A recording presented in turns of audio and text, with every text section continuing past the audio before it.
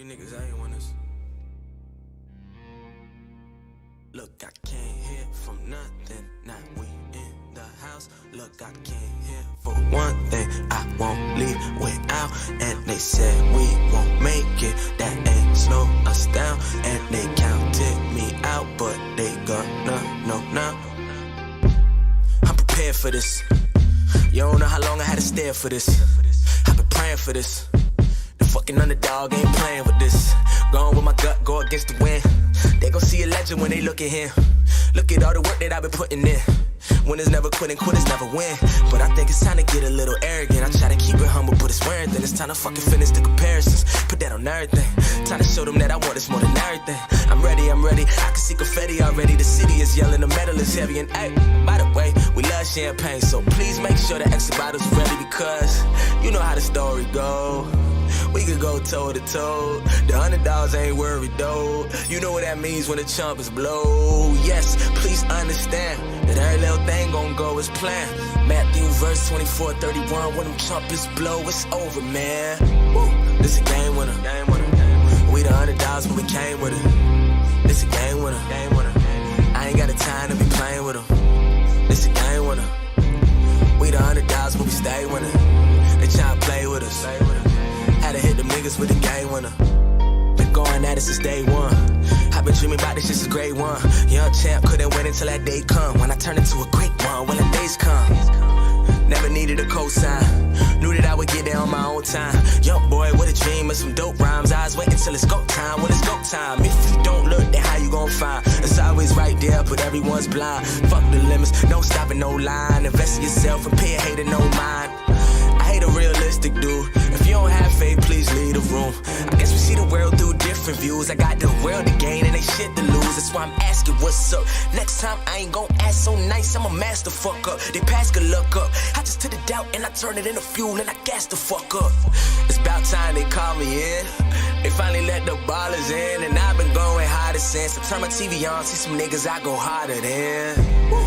This a game winner. We the underdogs, but we came with it. This a game winner. I ain't got the time to be playing with them. This a game winner. We the underdogs, but we stay winning. They tryna play with us. Had to hit them niggas with the game winner. Can't hear from nothing. Now we in the house. Look, I can't hear for one thing. I won't leave without. And they said we won't make it. That ain't slow us down. And they counted me out, but they gonna know now.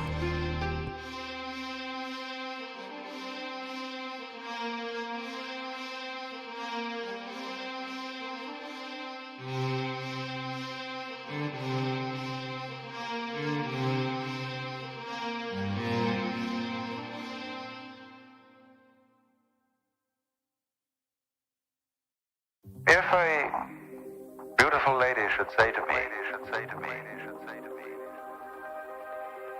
I love you, and I were to reply, are you serious or are you just playing with me?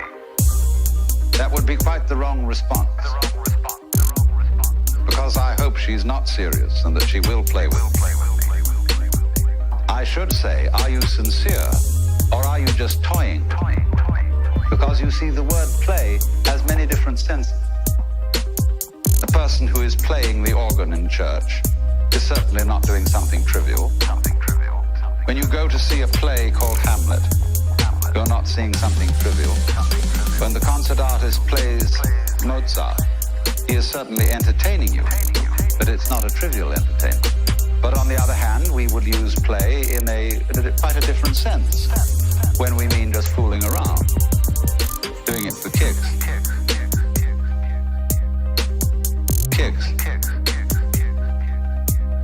Doing it for kicks. Doing it for kicks. So it is fundamental, as a matter of fact, to both the Hindu and the Christian tradition, that the universe is the play of God.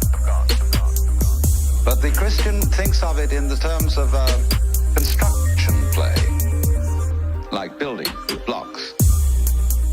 The Hindu thinks of it as dramatic play, of the actual participation of the Godhead in the creation, so that every being whatsoever is God in disguise, doing it for kicks. God in disguise, kicks. God in disguise, doing it for kicks. God in disguise, doing it for kicks. Doing it for kicks. God in disguise, kicks. God in disguise, doing it for kicks. God in disguise, doing it for kicks.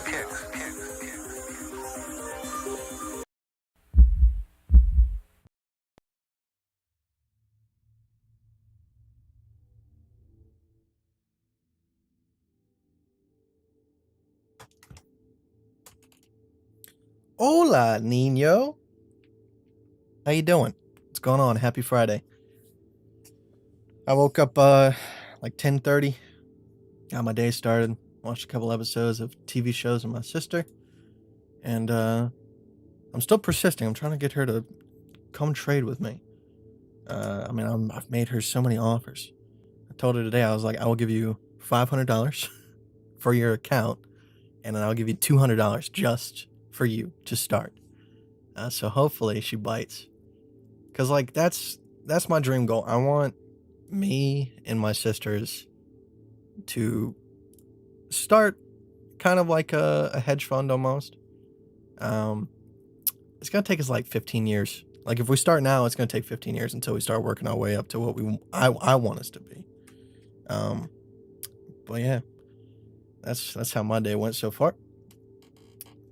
Let me try to give me one moment before I turn on the camera. I'm trying to get the microphone to sit in front of my face.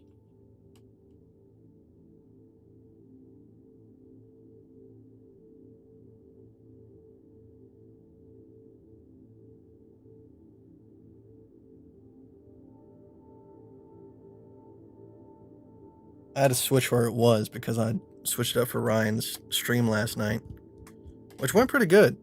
I feel like every single time I go on Ryan's live stream, I talk too much, and like there's not a whole ton of back and forth conversation. But you know, like I'm the type of person where, like, you know, I don't know. Like, you gotta throw me some questions so we can start it back and forth. Otherwise, I'll just talk the entire time. Fill the empty space so there's no awkwardness. But let's get started. Let me move this out a little bit so that way we can view more of the chart. Hit that F11 button. How you guys doing today? Does she know how much money you got in the bank? Yeah, she has a rough idea. ABC LLC. That's a good one. That's a good one. I've looked at some of the names that are already taken, which is very unfortunate. There's like a lot, like Kite Financial's taken. That's already copyrighted or trademarked, whichever one it is. So I have to find something.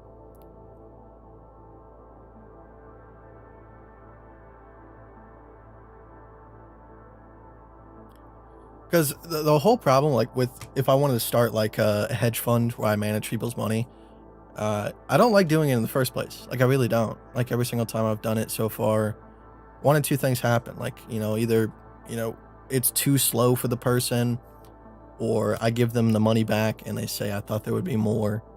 Because when you're dealing with other people's money, it's a lot different. Like, I can't do the stupid, high risk scenarios that I do for myself.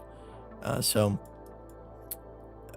as that, like, without having like a college degree or like working for like a major bank and managing huge amounts of funds, like I said, it's going to take like 15-20 years, because where we would have to start is we manage our own funds, we build it up, we build the track record, have all of the established documents showing that this is our, this is how we do in bear markets, bull markets, whatever it might be. And then we would bring on, people that would take a bet on us, which it would probably be low-level investors. And then we do well for them for a couple years. And you're just working yourself up the food chain, trying to target the big boys, the guys that, have $200 million that they have just laying around that they can go and throw at you. I would say they're not dumb with their money, so they're not going to just throw it at anybody. But that's the long-term plan. And then as well as that, obviously my biggest goal, like, Obviously, would be the moneymaker, but I want to start like a hippie commune where people can have spiritual experiences. That's the end goal here for me. That's how I want to spend my old days. You know, when the sun's getting real low, I can relax. Hello, how are you? I'm doing pretty fantastic. It's been a good morning so far. How are you? That's the bigger question. You should talk to Ryan more. Yes, I mean, right now, as it sits, he asked me if I want to come on weekly, and I said yes. And, you know, I don't know if the dates are going to change or the times are going to change. That's all dependent on him. But so far, it's going to be Thursdays is when I'm coming on his show. I don't know if it's going to be like the same type of segment every single time where I'm talking about all technical analysis. Like I said, I'm not huge in the space to where like I'm looking at all these projects and, you know, all this stuff, and I have a lot to talk about. The only thing that I have to talk about is the charts. So it's kind of awkward, like I said, coming on his show, because it feels like he's just sitting there listening. And like he inputs from time to time and, you know, throws me a bone to chat about. I think last night's stream went good. I think I talked too much, but I think it went good. The anxiety I have had waiting for the sudden capitulation we were going to have down to around 20K is killing me. All right, here's how you fight that anxiety. All right, first, look at your outstanding trades. All right, are you in any trades that will absolutely decimate your portfolio if we go down to $20,000? All right, as well as that, you know, I know it's probably not the trades itself that might be getting you, because hopefully you've been listening to the live streams and, you know, you have good stop losses and you're not risking too much. It might just be your outstanding spot portfolio. All right, think about it like this. All right, until we break 28,000, there is no chance of going to 20K. All right, now, is there a chance we go to 20K? Yes, but you have to look at the market as if it is solid numbers, and until one is broken, the other is not even a possibility. All right, you have to treat it like that. All right, otherwise, you start jumping the gun, you start doing crazy stuff, you know, buying too much when it's not really necessary. As well as that, if we break 28,000, all right, you might be at a little bit of a loss because you might have bought at 60K or $4,000 on Ethereum. But if we break 28,000, you can sell off some of your portfolio. And then if it continues past 28,000, you can always take that money that you sold off and buy it back. And that brings your average entry down substantially lower. All right. So if we come back about 28K, you can buy that money back. Now you're going to lose a little bit in fees, but hey, that's how you have to play it. It's always an if this and that statement. And you say you've been in a trade for over a week. Are you talking about the long trade? Because I think that's the only one that's really been able to stand through this little capitulation here. Yeah, if you would have taken this entry right here, you would have been sitting in this for about 3 days. Or are you in a short? Which one? I mean, it hasn't been a week quite yet. It's been about 3 days. If you are in that long. Like I said, me personally, I just took the long, took profit up here. Right now, I am still sitting short on BTC from the same exact point, just been holding on to it. I have been trying to get an entry on Ethereum just to kind of add to some of the profits if we do take that downturn. And right now, Ethereum's looking good in terms of shorting. We can see pretty much all of the structures. If you want to look at them from just like a pattern standpoint, what does it look like? Well, if we have, an uptrend, downtrend, uptrend, that creates a resistance here. So right now it's looking like a head and shoulders pattern. And that's what we would hope if we want to go ahead and take a dip to the downside here and put in one more lower low. Like, it could continue past 33,000 most definitely, but I can't really count on that. As well as that, we're really primed for a nice little ABC here. If anything, to go back up and retest maybe 41.7. And then, we can talk about maybe taking a hedge trade that's going to go see $28,000 sooner rather than later. But right now, we're just at the mercy of the market. So I'm holding that BTC trade. But for the meantime, just to kind of add to some of the profits, if we do take that downturn. If you guys watched Ryan Matta's live stream yesterday, you guys might have seen me in this position right here. Let me go ahead and make that line a little bit easier to see. Yeah, we'll do that. So we had this ABC to the downside, ABC. I took that. So if you guys were on the Discord, you guys know that I was looking for a position on BTC with a very, very similar setup. So I didn't post that. So, I mean, I know people might get mad that I didn't post that, but once again, this is not a signals group. You know, there will be times where I might not necessarily post it, but I told you guys the structure that I was looking for. It just so happens that BTC wasn't the one that got it. So I took it on Ethereum. I took profits on it. I think I made like 120 bucks or something like that. I took profit over here because I was playing this right here. I was playing this structure, and we had a good pullback. Unfortunately, we're back up to retest. So right now, I'm treating this as if it's creating a larger ABC right here. So this would be the entry 2,472. And hopefully that's what carries us down. Now there's a potential that it doesn't, because if you look at what this is, all right, it's an inverse head and shoulders within our head and shoulders potentially. So, obviously we're hoping that this is the structure right here, left shoulder, head, right shoulder. But as well as that, you can see there's a bullish reversal pattern right here. All right, so that is a potential, which it would make kind of sense if that did happen. I'm not going to be mad about it. Obviously, a little bit of lost money doesn't, hurts a little bit, but we haven't hit the 0.441 or 0.382 yet. So maybe, just maybe, this is going to be kind of like a false breakout of a inverse head and shoulders. And, everybody's going to be waiting for it to come back up here, but maybe it doesn't. Hopefully there is some sort of structure towards that 0.441, 0.382 region, allowing me to get that higher entry. But if not, if it comes back down below 2,463, I will take it. Because right now, this has been a decent little scalping region right here. I haven't been playing it like too aggressive, so like we haven't seen like a huge upswing in the account. But right now the account's sitting at 2,278. Now that's with the additional profit of the current short. So, 2,100 to be realistic. But we were sitting at like $1,400 when we had the major drop. So we've put on a little bit of chunk on the account past couple of days, because I mean it's been pretty easy. Just these little ABC subs right here. We had A, B, C, and then obviously we played this one, A, B, C, and then this one right here, but did not work out on BTC, it worked out on Ethereum. So right now it's been pretty baseline. This is exactly what you want to see if you want to scalp. It's just setups working out over and over and over again.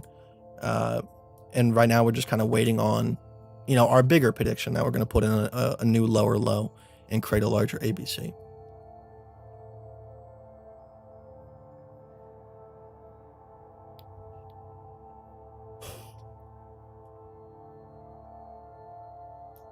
Thank you, man.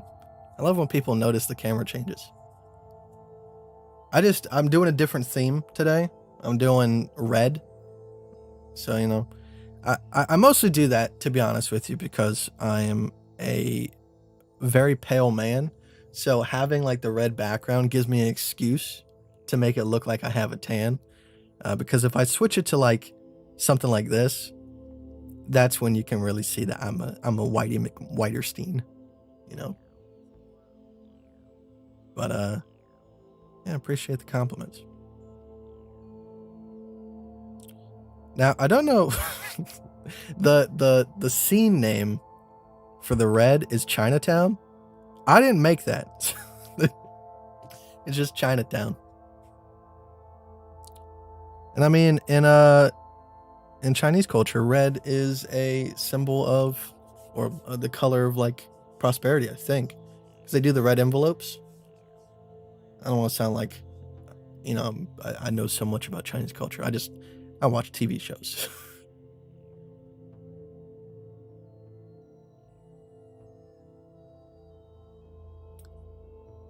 But yeah, that's what we're looking for short term. I said so much in Ryan's stream yesterday that I pretty much covered everything for today, because nothing really has changed besides the fact that we had, while I was sleeping, Ethereum came down this far and then had that next upswing by the time I got up.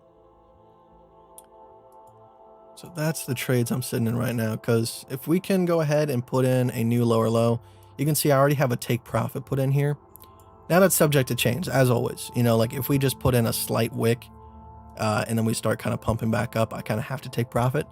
But as it sits, if this does go through, I'll make $826 profit on this trade, and that would bring me up to about 3,000, not including the profit that will be made on BTC. BTC, obviously, I'm looking for 33,000. So that will be $445 profit. So altogether about 1,200, almost 1,300. Yeah, almost 1,300. And we're almost back to where we were.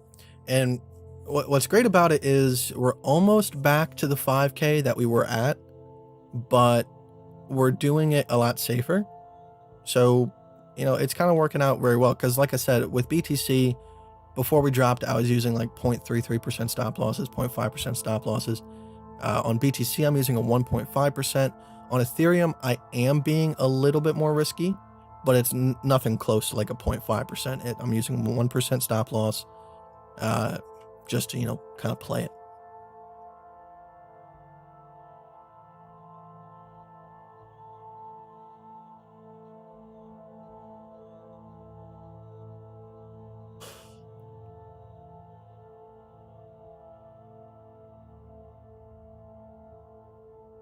I don't like the dip we had on the 24th, 25th. Makes me feel like the support there is practically non-existent, because that was the first time we have revisited. 24th, 25th. Talking about over here. So, like, it seems like you're kind of worried that we're going to go back down to these levels. So, I just view price action a little bit differently. So, I want us to go back down.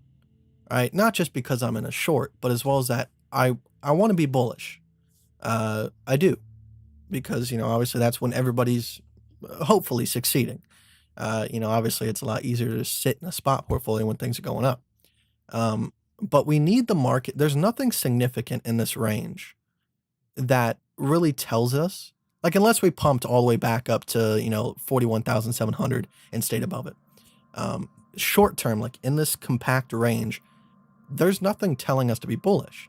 So if we were to go back down and retest 33,000 and put in a lower low, but then the market forces us back above it, that would be the bullish signal to people that, hey, there's significant buy pressure in this region.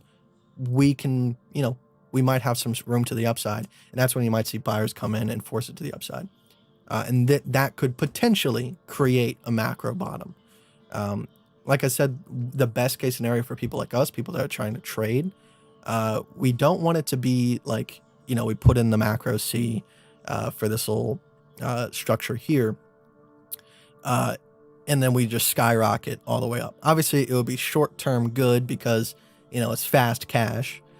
But at the same time, we want to kind of be in a range where we can scalp a little bit, add some more to our portfolios. That way, hopefully, before we really sky launch, you know, we can hit that long button with the additional profit in our accounts and,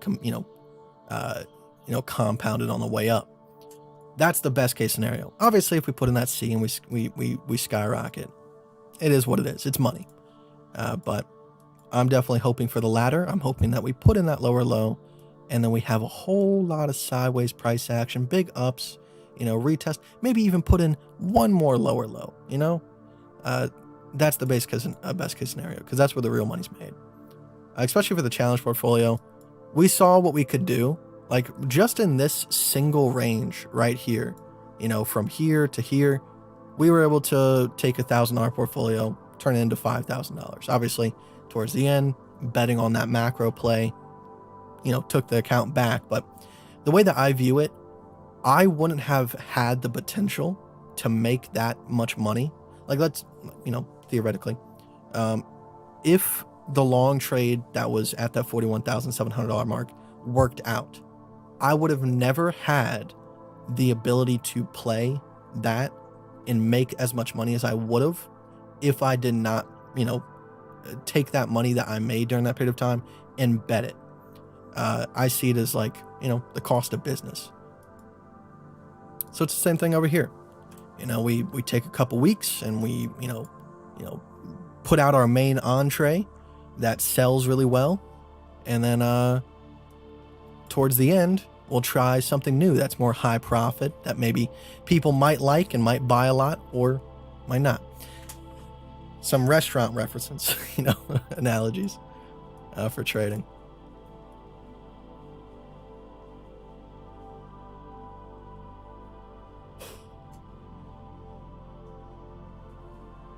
So far, so good. It definitely looks like, if you're just looking at the chart, it does look bearish. But at the same time, like I said, with those inverse head and shoulders, it's really like an any man's game right now. This is the part where, like, either party can get screwed, bulls or bears, because you have both sides. I'm betting on the bigger structure here, but there's definitely some potential for this to kind of go up a little bit higher. Now, I'm definitely, I would like to think that I'm safe on BTC because we got a pretty solid entry on BTC. Ethereum, I'm playing a little bit closer to that A, but we got that top on BTC. So chances of us going all the way back up to that are slim, but we could put in a little bit larger A, BC right here. There's a possibility. And that would look like a macro retest of this local low right here, 39,000. So we're just kind of sitting on the sidelines, seeing what's going to happen.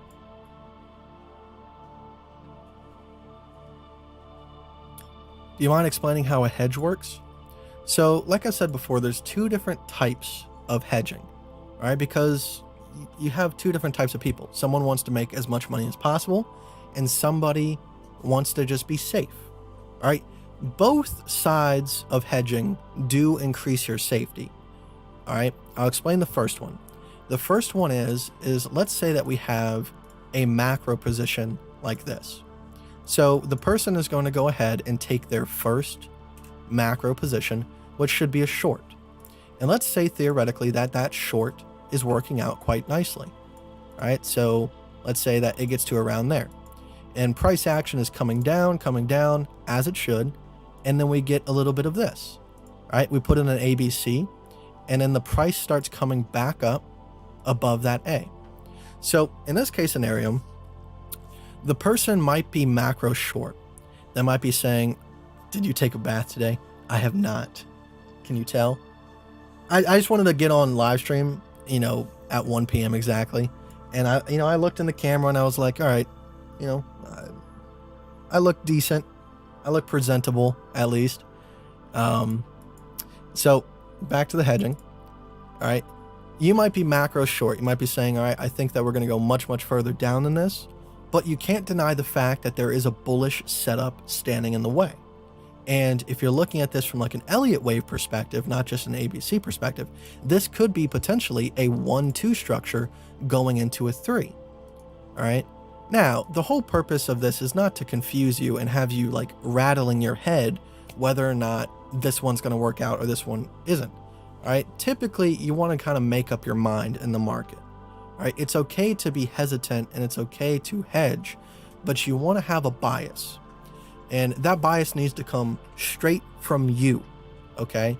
Don't go reading news articles. Don't let me influence your bias. All right. You can watch my channel and have completely separate thoughts about where the market's going to go.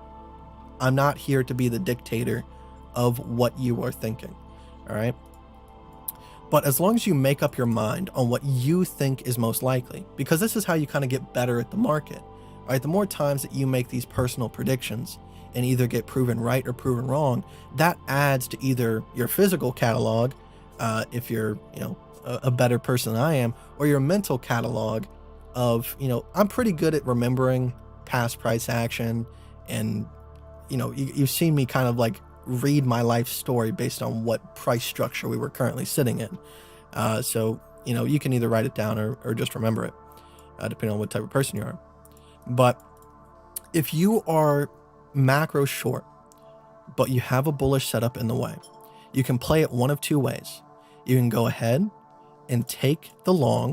All right, because if you're playing USDT, you can have an open long and an open short. They're not going to cancel each other out like they do on inverse perpetual. If you are primarily playing inverse perpetual, you just have to have sub accounts or just 2 separate accounts in general. You can have one on your phone and then one on your computer, and then just use your computer to find out what the price points are needed. That's what I used to do in the past when inverse perpetual was the only thing that was available. All right. So you can go ahead and take the short and take the long. Now, like I said before, there's 2 different types.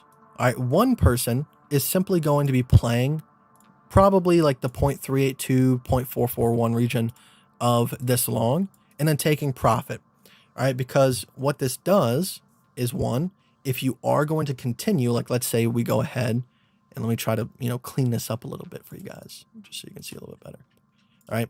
Let's say that price action does come back up and then it comes back down, turning this into, a bigger A, and then what you traded would have been the B, and then we come back down into a lower C.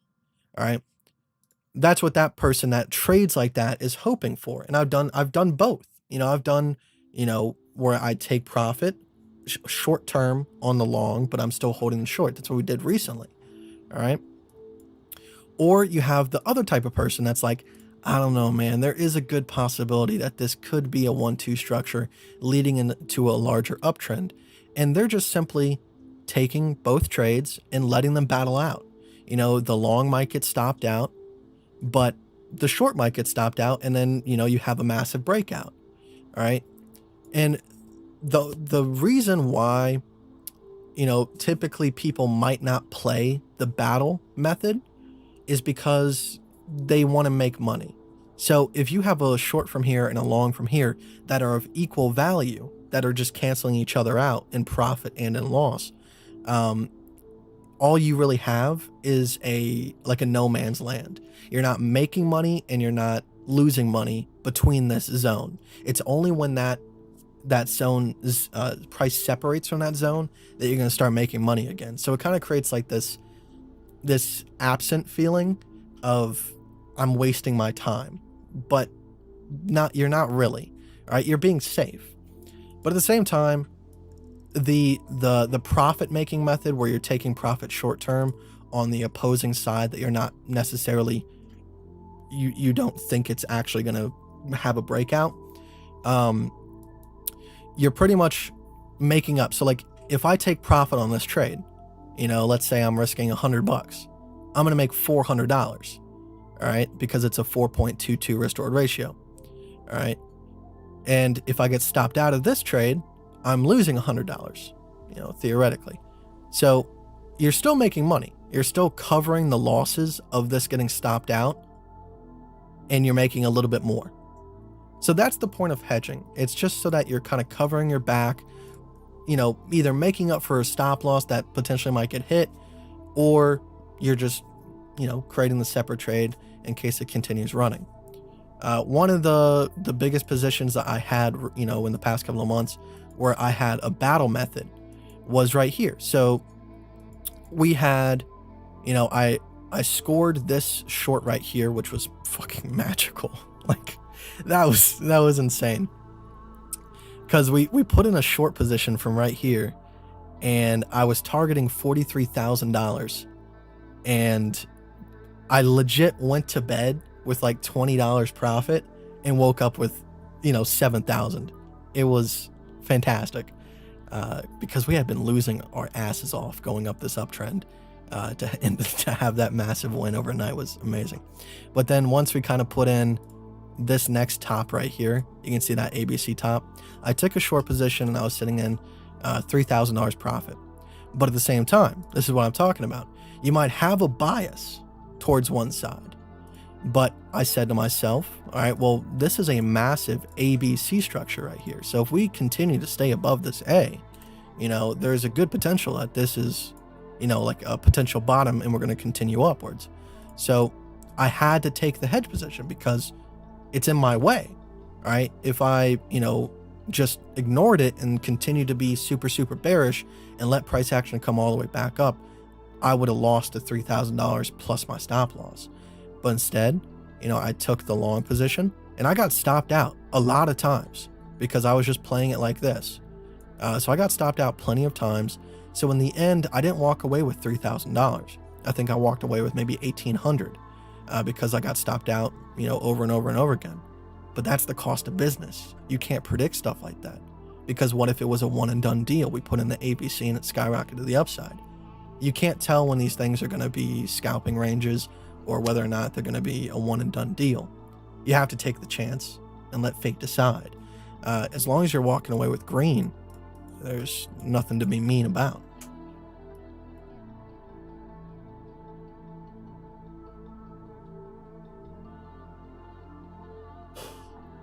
Do you need to exit your original trade in order to hedge? Like I said, if you're on inverse perpetual, yes you do. But you can see right here, all right, well, this isn't a good example because it's not on the same asset.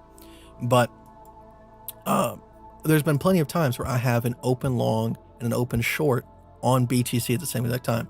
If you're using USDT, you don't have to have a separate account. You can have two open trades on the same exact asset opposing each other. Like I said, as long as they're of equal value, they cancel each other out. Now, like you can do it the other way, like if you're willing to lose a little bit more on the short to make up for some of the losses, you can do that. I don't necessarily suggest it. I just don't think it works that well, but you can.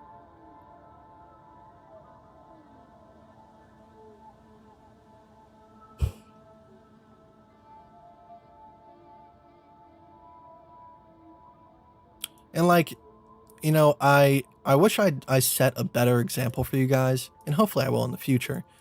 With these challenge accounts, I tend to play them a lot more short term than I do my main accounts, so I don't tend to hold trades as long as I should. But one of the things that hopefully if this account gets to a substantial amount, obviously I'm going to start playing it as if it's more of my main account. My main account focuses on gigantic macro moves, and I'm using substantially higher stop losses. Now my macro account is worth a lot more than the challenge portfolio. So I don't have to risk a lot of percentage points to make substantial dollar amounts. So I can afford to be a lot more patient, and especially with shorts like this. Like on my main account, I'm still holding this short and collecting funding on it. Now the past couple of days haven't been that good for funding because the funding has been negative quite a few days. But that is one of the positions I'm still holding. But, like I said, I wish I would have held it on the challenge portfolio as well. Because, obviously it would have been a lot of money. But you win some, you lose some. But like I said, once the account gets up to like, $30,000, $40,000, $50,000, we can start, playing it more like a big boy account. Right now, it's still in its infancy stage. Now, that's different for everybody, all right? I started with 1,000, so when we're still in this kind of like, $1,000 to $10,000 range, it's still a little baby. But, if you don't have the same portfolio size in terms of like you can afford to refill the account, your big boy account might be, $2,000. And that's when you need to start treating it like such. Because if you don't have the money to refill it, you can't take that risk. That's the biggest thing. And that's what I try to promote most here is, this is very easily a gambling addiction. If you don't make the decision, take account of your own personal structure on how you have things set up, you're going to get burnt. You're going to get burnt bad. Let's take a look at some of the altcoins. Why not? For the hell of it. KDA. We were talking about this last night on Ryan's live stream. So that setup's still sitting underneath that point of control. Sushi. Sushi is very, very close to putting in that lower low. So Sushi looks like it's going to put in a much more substantial lower low than possibly BTC or Ethereum, because it's already sitting close, whereas BTC, has some distance. So like my theory would be is that, we're only going to see, like something like this on BTC, whereas on Sushi, it's looking more likely that we're going to see like a deeper wick. We're going to see, you know, like an A and then a B, and possibly something like all the way down here. Let me check Sushi's macro chart real quick and see if there's anything that is aiming for. So there's no like major local lows. $3.18 is the next local low for sushi. Yeah, I could see that. I could see that being hit, most definitely. We'll have to see. Or like this could be a sign that maybe sushi is telling us, hey, we might get bullish a lot sooner. We might not have to put in that local low. Once again, when I say stuff like that, it's just me thinking through things. I'm not trying to like confuse you and make you like, you know, twisted and not know what to think.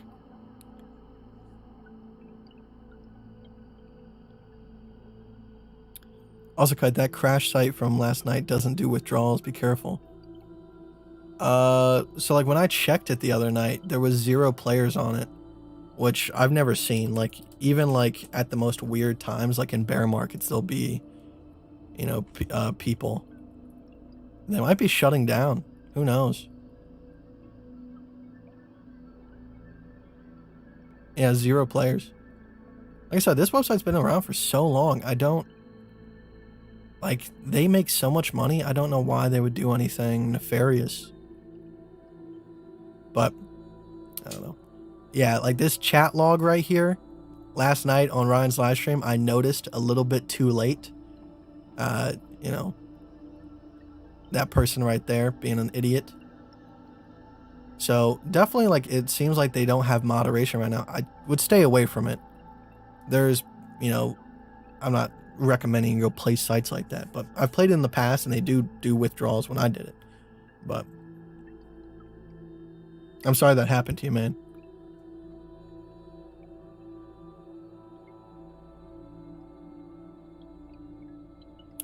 Hey Kite, funding, is there any way to tell / understand if you're going to be plus or negative? I mean short pay long, right? Typically I would say like 95% of the time funding is going to be positive because longs make more money. All right, shorts only make money if there is going to be a long-term bear market. And you got to believe, like, even in bear markets, people be bullish as possible. Like they want the pain to stop. So like I said, 95% of the time it's going to be probably positive, and that means longs are paying shorts, all right, because the shorts are temporarily letting them borrow their liquidity in order to make those longs. But I mean, you can go to the predicted funding rate right here, and like it says, predicted funding rate for tomorrow's negative 0.0194%. What type of vape do I use? I usually use Hides. Like, they've just been the most consistent to me. I'm not saying that there's, you know, there is good vapes out there that I've tried, but these seem to be the most consistent and readily accessible.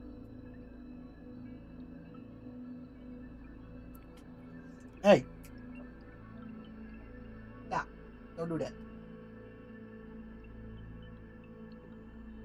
Will you start trading coin margin futures? Do you talk about like inverse perpetual or something else? If you're talking about like legit futures, I don't like those. Like, I know futures on whatchamacallit. Well, you can't even play futures anymore on Kraken. They finally did the update where like you have to like physically sign that you're like an ETP or something like that. So if you lie to them, you're, you know, legally gonna get screwed. I know Robinhood allows people to do futures as long as your account is sitting above a certain amount. It's not too hard. But the problem with that, when you have those types of entities, you get screwed. Like if you like, so like if I lose money on a short, I'm only responsible for my margin. But with futures, you can go into the negatives. Yeah, you don't want to do that. You don't want to do that. So I ain't messing with futures like that. The reason why I tend to like Bybit is because it's a decentralized way of trading, futures and leverage.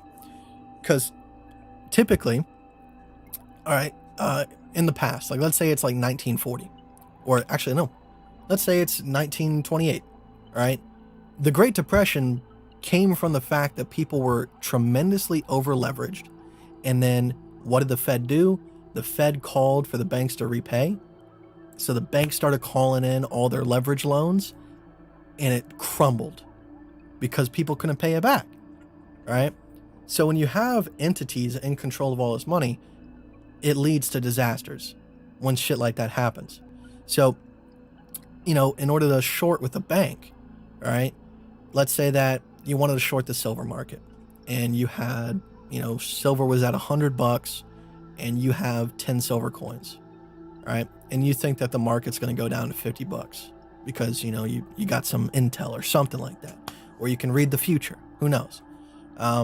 You would go ahead and approach the bank and say, if you lend me 50 silver coins, I'll pay you back such and such amount of interest. So the bank lends you the coins because the bank is going to get their money either way, whether it's, through time or instantly if you win. So you go ahead and you short the silver market. All right, you take all the silver, your 10 silver, and the 50 silver coins that the bank give you, and you go ahead and you sell them. So now you have $6,000. All right.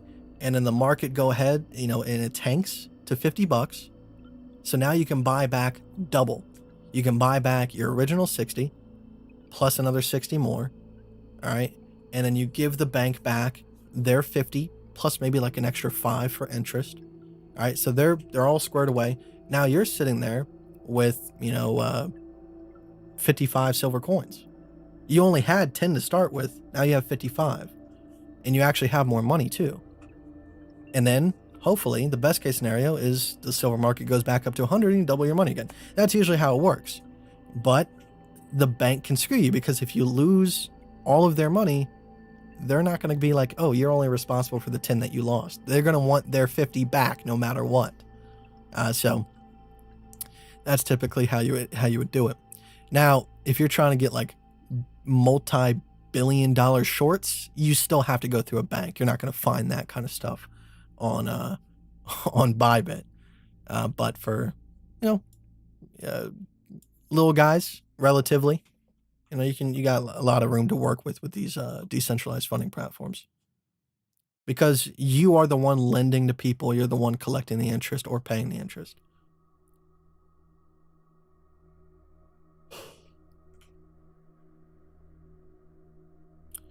In a 15-minute time frame, can you please show me how you measure the fib to take profits?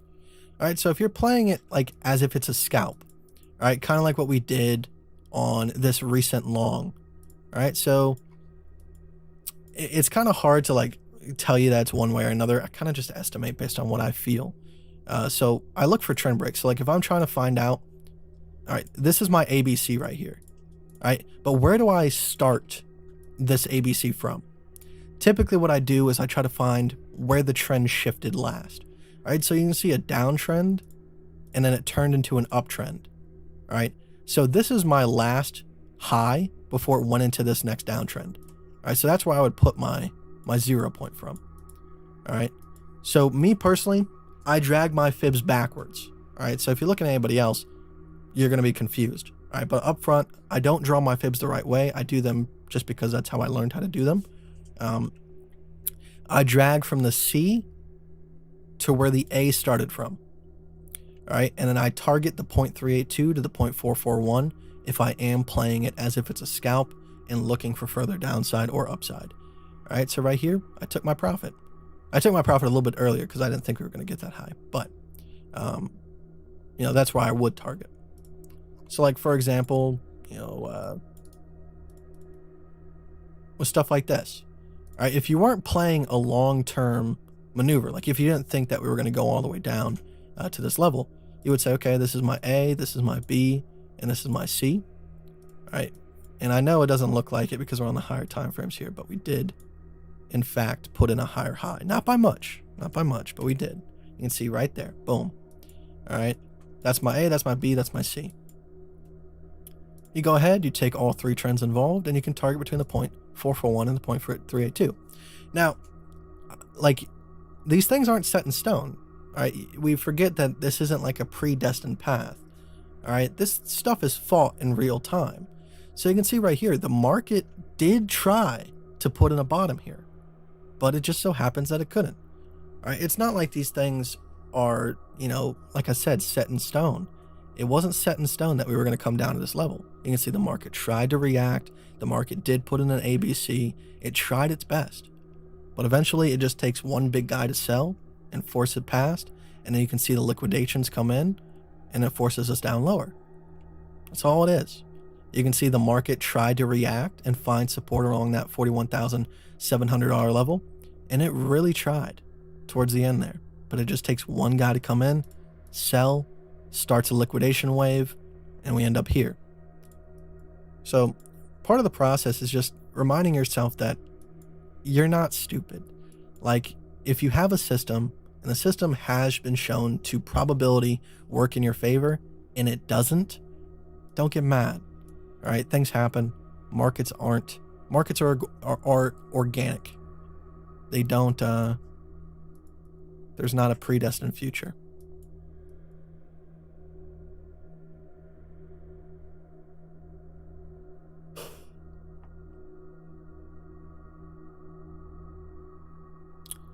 It depends on which hides you're buying. So like I tend to stick to like just these regular hides. They don't have any adjustable airflow. They don't have a recharging port. I tend to find the more bells and whistles that are on your disposable, like in terms of like adjustable airflow, a bigger tank, shit like that, the more problems you're going to have with it. So, obviously, like, we like that stuff. And if you're chasing that kind of enjoyment, just go with the regular Saltnik device or mod. Like, those are built to work like that. But disposables, they're cheap.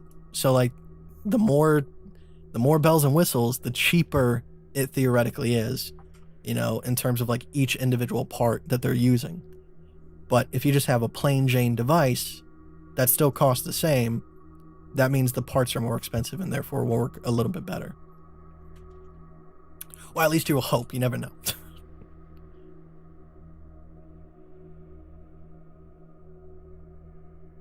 Kite, do you also trade inverse perpetual? Not as much anymore. Reason being is because I have my spot portfolio. So if things do move in that direction, I'm good. But as well as that, I like the fact that you can do everything on one account. So in terms of like, I don't have to have two separate inverse perpetual accounts to hedge. As well as that, using USDT, you're not forced to do anything. All right, because if you have all of your money, God, my lips are a little bit chapped. If you have all of your money in inverse perpetual, like, you are forced to make a move.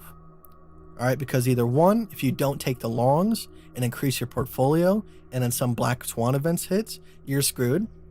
Two, if there's a bearish setup and you don't take it and it goes down, you're screwed. All right.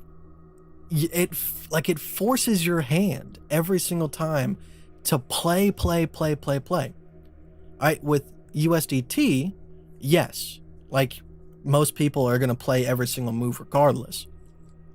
But let's say, it's a bearish move, all right? And you really don't think we're bearish, all right? Let's say you're not in a long. You don't have to do anything. You can sit there, like, you can wait to see if it turns out to be a bullish breakout or a failed swing breakout and it comes back bearish. You can relax when you want to relax, because if the market moves up, your portfolio doesn't go down or up. If the market goes down, portfolio doesn't go down or up unless you're in a trade. Now, I know, like, a lot of people go, well, Austin, you're not looking at the bigger picture. Like, if you're sitting in USDT and you're not trading, inflation is screwing your account. Yeah, it is, but it's a lot slower, all right, than overnight 50% market crash. All right.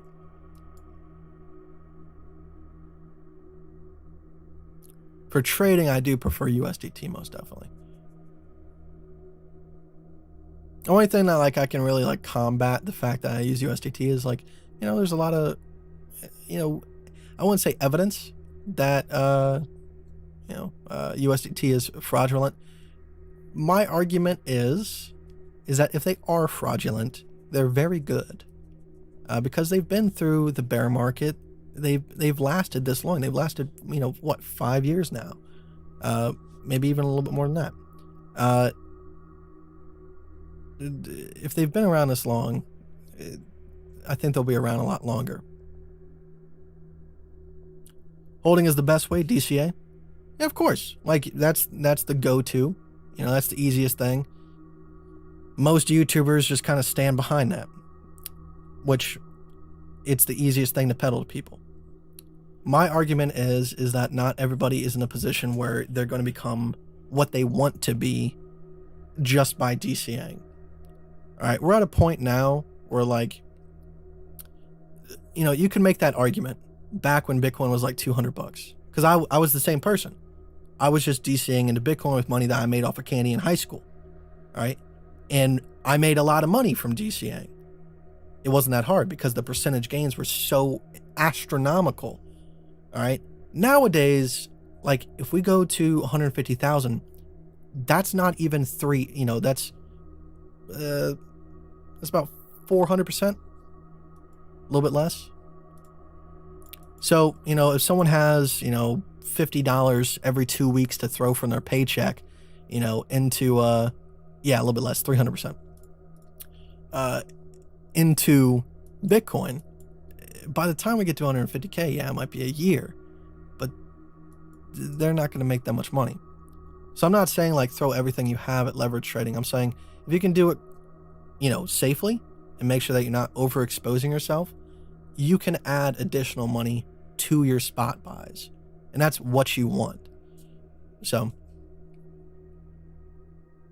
I could just be one of those channels that comments on news articles and, just says buy and hodl. But I don't feel like that's being proactive. It's not giving anybody a chance. Because we're at the point in the game now where unless you take shots in the dark on shit coins, you're not going to make $1 million off your paycheck. So that's why I start these challenge portfolios. It's not all, it's not all dandelions and roses. We lose. And, we've gone from 5,000 all the way back down to 1,400. But hopefully I show you guys that through persistence and just making good choices, you can actually do some substantial growth.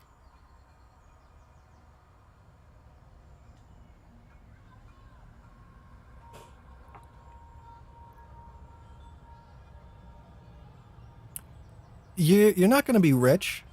You might be able to kind of get out of a mortgage.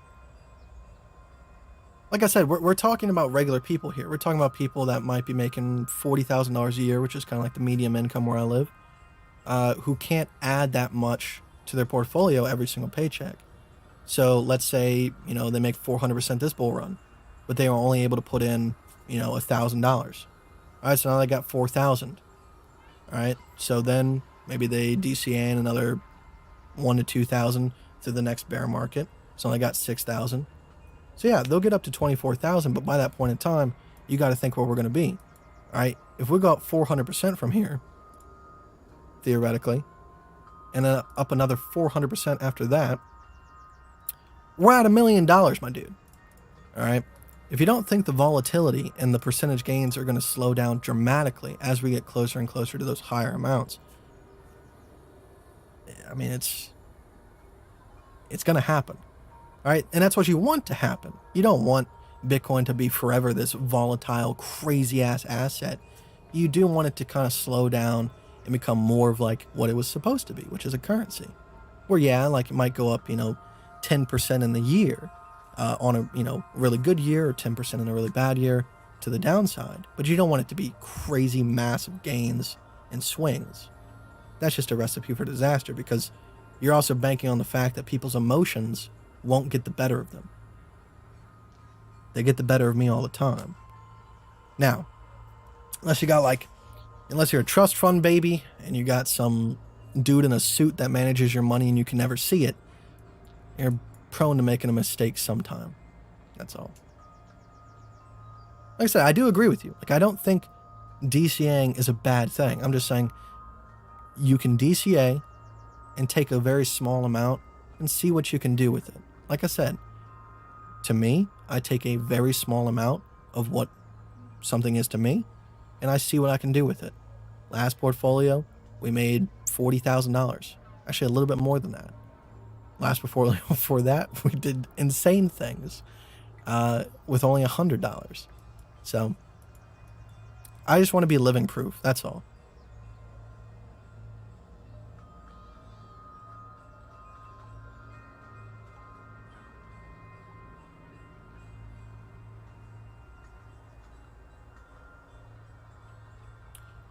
The average person won't be successful leverage trading. It doesn't mean you can't try. And I think that comes mostly from the amount of misinformation that's in the market. You see people that are promoting $1,000 indicators, all right? When I first started trading, I bought Market Cipher for 0.1 Bitcoin, all right? So at the peak of the bull market, I paid, close to $7,000 for an indicator. Did that indicator make me a massive amount of money? Not really. Not comparatively to what I've done so far. So that's the really big problem. So if you can find people that are speaking the honest truth, where they're not preaching that you can become a multi-millionaire by next month, all right? Or if they do, hopefully they show you that. Like, the craziest thing I've ever done is turning $100 into $100,000.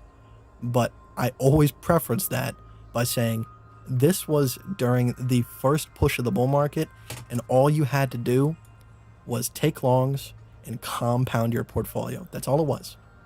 It was as simple as that. All right? In these sideways markets, it's not that easy. I don't claim that it is. All right?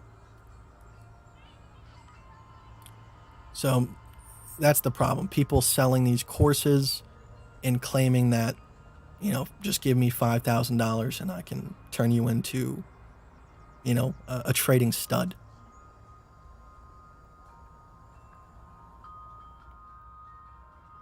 But I think anybody, that can, it's depending on who you are, because some people have a natural talent. Some people have a natural talent for seeing things in an analytical mind, understanding that this one is the best decision, even though they might be feeling a certain way. Some people are more emotional, the whole left brain, right brain type bullshit, which I don't think is real, but, just as an example. But I think anybody with enough time can pretty comfortably make a living with trading. It's just a matter of the fact that most people go balls deep in the beginning, lose everything, and now they have nothing to continue with. But if you start small, and it's taken me 4 years to be able to talk like this and be able to make the money that I am with these challenge accounts. So, obviously the learning's not done, but it takes a lot of time. Just like with any job. You got to go to school. You got to get an apprenticeship. You got to do this. You got to do that.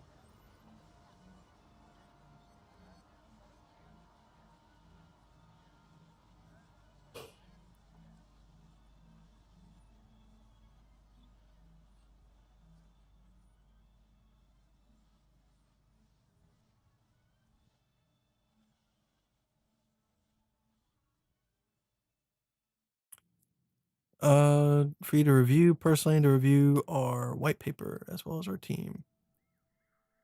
I don't know about that, man. Like I explained this on the last live stream, I don't tend to do promos. Like this, like the one that I have coming up is not even set in stone yet. I just don't want to be that type of crypto channel where it looks like I'm just pumping out video after video of new projects and people just to collect a paycheck. That's all.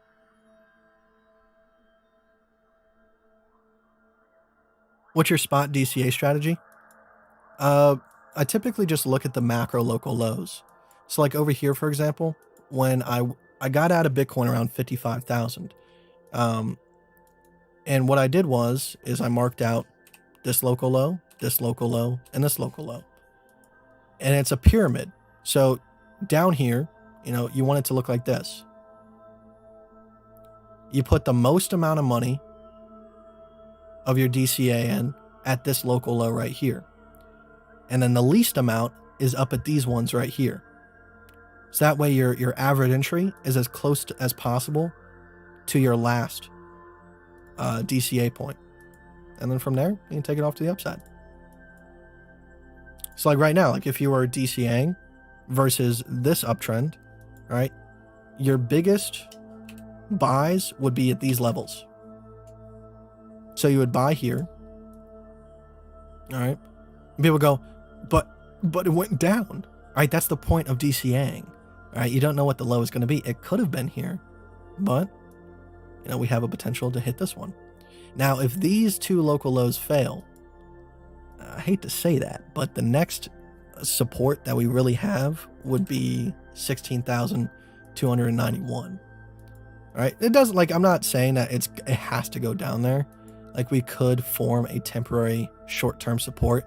And then if we can get back above 29, 28, then we can talk about being bullish again. But if 28 fails and we don't come back above it, we have to set our eyes on the last support. And until it's proven, all right, 20,000 is not a support. It's not a support until we test it and prove that's a support.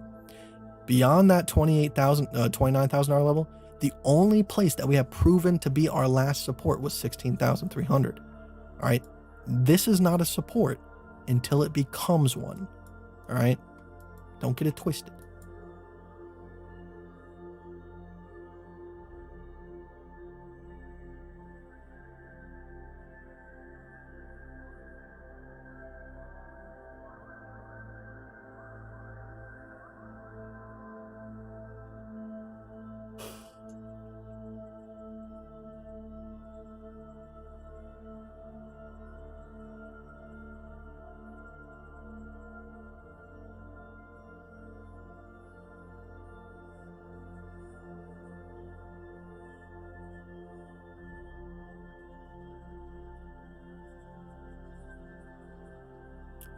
That's like, I feel like there's kind of like a what's the word I'm looking for? A stigma around people that get lucky in the crypto market. I don't think getting lucky is a bad thing. What you choose to do after that point will determine whether or not you're successful. All right. Like, you got to think about all the millionaires that were possibly made during this bull market. And I can guarantee you a lot of them, like, if you look at like people that win the lottery, regular people that just bought like a $20 ticket and they come out with like a couple $100 million. Typically, like, they go down the drain fast because they're just spending money out their ass because they feel like it will last forever. They don't properly invest it. They don't teach themselves. So like, if anything, like, if you're risking properly with trading, all right, you are preparing yourself to be a long-term investor. Hopefully, right? Hopefully you're looking at it that way because you're teaching yourself about how price action reacts on like a micro level, and what to look for on the macro for bullish swings, bearish swings, in order to save your spot portfolio. Trading, as long as you're spending the time with it, is invaluable.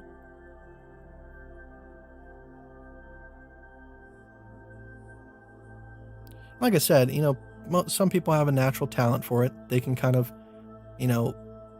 get into the mind of the market just by looking at price candles.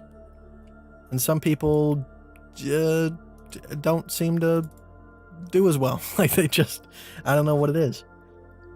But I think just time, just going through pain and suffering, some wins, that intoxication, I think trading is,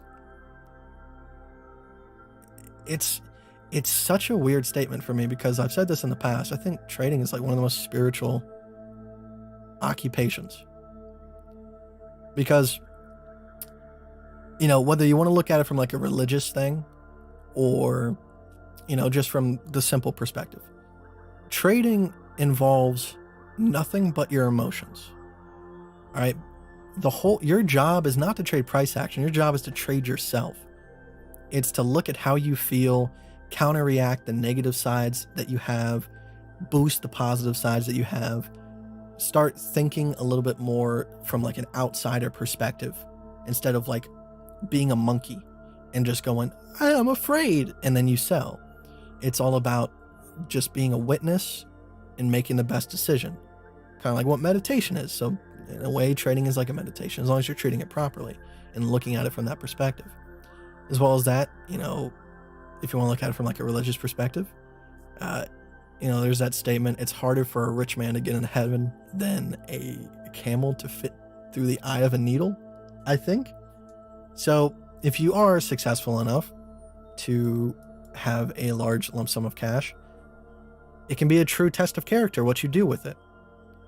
You know, some people will choose to help others, and some people will screw others. So, I mean, I think it's a pretty cool thing.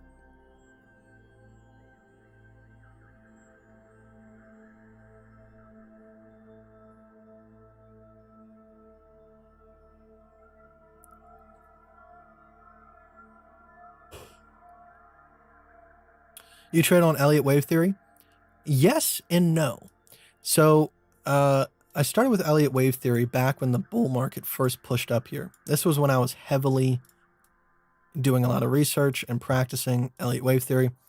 The one common problem that I had was, and saw from people that were trying to imitate me, was most people focus so heavily on the exact fibs and, you know, the structures and everything like that, to the point where like they miss out on some pretty great trades. So what I did, well, not me personally, like I didn't personally do this. I read a book called Harmonic Elliott Wave, A Case for Modification of Elliott Wave Theory. And what it proposed is that instead of looking for 1, 2, 3, 4, 5s, go ahead and try to simplify it, make it easier for your brain to understand. And instead of complicating it so much with all these numbers and fib lines, and is it a 5th wave extension, 4th wave extension, blah, blah, blah, blah, blah, blah, blah, blah, XYZ, you know, so many different options, you just simplify it. And a lot of people get pissed off. Like I had one guy that goes, all you do is say ABC, ABC, because that's all I need. All right. If I can make it simple and make money off of it, you better bet your bottom dollar I'm going to do that. So typically with 1, 2, 3, 4, 5 structures, you have a 1, you have a 2, you have a 3, you have a 4, and you have a 5. All right. And what you'll see is the 1, the 2 create a uptrend line. The 4 will break that trend. And then the 5 is the retest. And then you see typically downwards price action from there. So instead of looking at it from like a 1, 2, 3, 4, 5 and complicating it with, you know, 1st wave, 3rd wave, 5th wave extensions, what kind of scenario we're in, or is it an A, B, C, D, E, F, G? You know, you can see all these different things here. All right. W, X, Y, Z, X, you know, W, X, Y, X, Z. You know, you don't need that kind of shit.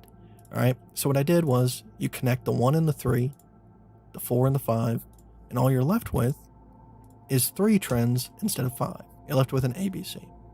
So, and from like a psychological standpoint, what this signals to the market, whether or not they know it or not, like, you know, I've seen a couple of people on YouTube kind of, they're in line with ABC and they know what they're talking about.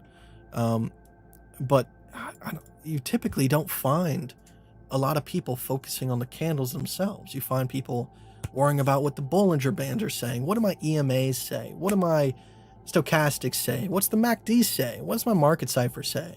They're always worried about what their indicator is saying and not what the price action themselves itself is saying.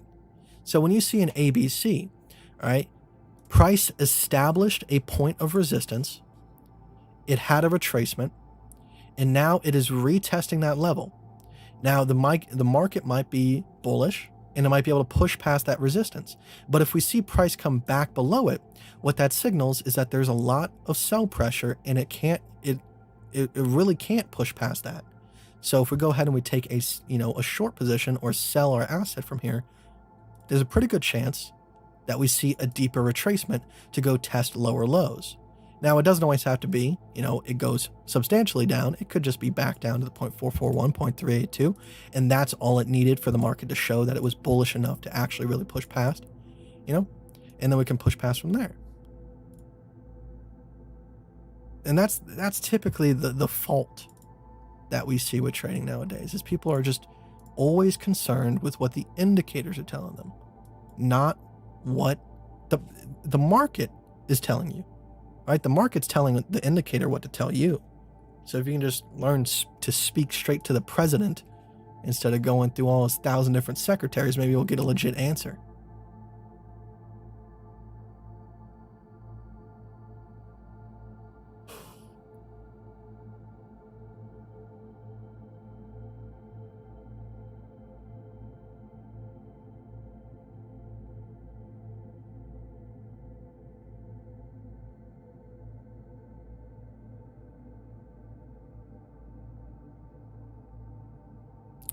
Can any upward or downward trend represent your initial A wave? Yeah, so typically what I do is you look at the macro and you find out, obviously, what's your macro trend. So we're obviously in a macro downtrend right now. Now, I'm not talking about like the entirety of Bitcoin, because technically we are still in an uptrend, all right? But in terms of this right here, we are in a downtrend, all right? This is the highest point that my downtrend started from. So we go ahead and we start from there. All right, and we look for any major trend shifts. So right here, we have a downtrend, broke into an uptrend, broke into a downtrend. All right, so that's our biggest trend shift. So if we want to get super, super bullish on Ethereum, we need to be back above 3,397. All right, but obviously we want a better entry than 3,397. So we start from where our B is. So we go here, we go A, B, C. All right. You can see right here, we formed an ABC. Price tried to go back up. Couldn't get anywhere near the A. All right. So from there, we can go ahead and do this. We can turn that ABC into an A, this into a small b, and this into a C. And people see that as a cop-out. They go, you just draw what you want. But no, I'm just tracing the trends and seeing where the highs and the lows are, and then forming my best guess. That's all we can really do. It's not like this thing is how the market was made and this is how the market is supposed to work. It's an idea. It's a strategy based on probability. So, I mean, you can say I just make shit up, but a lot of the times the stuff that I just make up makes me money. So I'm okay with that. All right.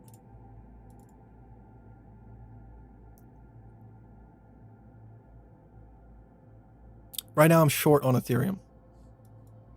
All right, like I said, there is a potential that we do see a little bit more upside here, because technically, all right, this is our last trend. We have an A, we have a B, we have a C. So technically, we could go all the way up to 2,532, 2,556 before we actually see some substantial downside. If we do push past that region, there's a chance that we continue up. Like I said, there is a chance that this is an A, and this is our B, and we could put in a C. I'm on the opposite side of that. I do think that we're going to go down and put in a lower low. But right now, we have two competing structures. We have a larger head and shoulders here, all right, hopefully to go down further. And then on the smaller time frames, we have a small inverse head and shoulders that could call for more upside.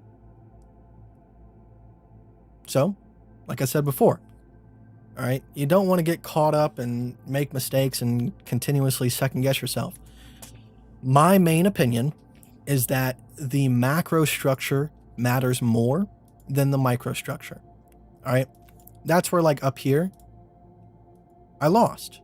Well, let me bring up BTC. All right, like I said, my opinion is that the macro structure matters more than the microstructure. If everything fits the bill for the macro structure to proceed to where I think it will go, I have to play that one instead of the other ones. So right here we had a downtrend, uptrend, downtrend. So the magical number was 41,000, let's see. I'm trying to get it as accurate as possible. Use my control to snap on. Oh, come on. Don't do this to me. Usually it's a little bit better at snapping onto those wicks, but we'll see. Yeah, 41,700. So over here, this is my macro structure. So I have to play the microstructure as if it's going to interact with the macro. So, I was hoping for $54,000 to $52,000. I was targeting, the 0.441 as I should.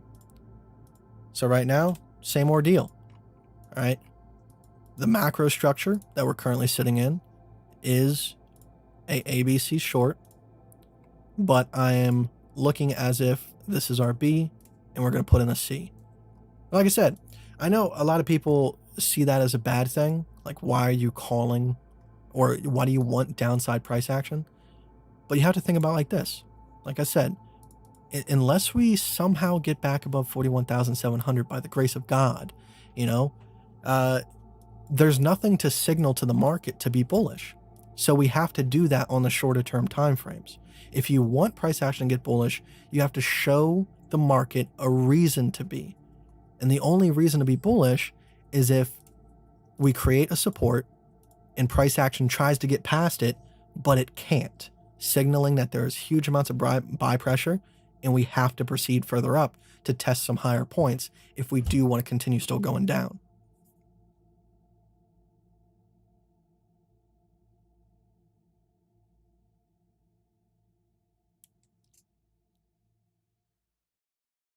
I mean, like, you can throw like a whole bunch of stuff in there too. Like, you could say a whole bunch of stuff about, like it influences bots and bots start eating up the price action. That might be true. But for me, it's just simple psychology. What would that structure mean to me? And then you extrapolate that over across the other hundreds of thousands of people. As well as that, like, you got to think about like people taking breakout trades. It's like if someone's taking a breakout short at this point right here. So, I don't think breakout trades are bad. It just, you have to be in a very particular type of market in order to be extremely successful. So when we broke $20,000 for the first time, that's when breakout trades make sense, because that is huge. That's going to have a huge market reaction to force price up. So taking breakout trades makes sense. That's where I made that enormous amount of money out of nothing. All right. But here, this is a different ordeal. We've been to these levels back and forth, back and forth. There's nothing telling us that we're going to absolutely scream to the downside if we break 33,000. All right. So if someone takes a breakout trade and they have their stop loss right here, what happens? If we have, a couple $1 million that are in that same type of position and we go like this, and then price action slips back and then everybody gets stopped out of their shorts, which means that they have to buy back into Bitcoin, that causes an uptrend. All right. That's kind of like the beauty of leverage trading, is the fact that this occurs so much more often, because people are over leveraged. Not so much for spot. Like spot traders, I don't think they want these massive down days and up days. They'd rather just have like a good uptrend.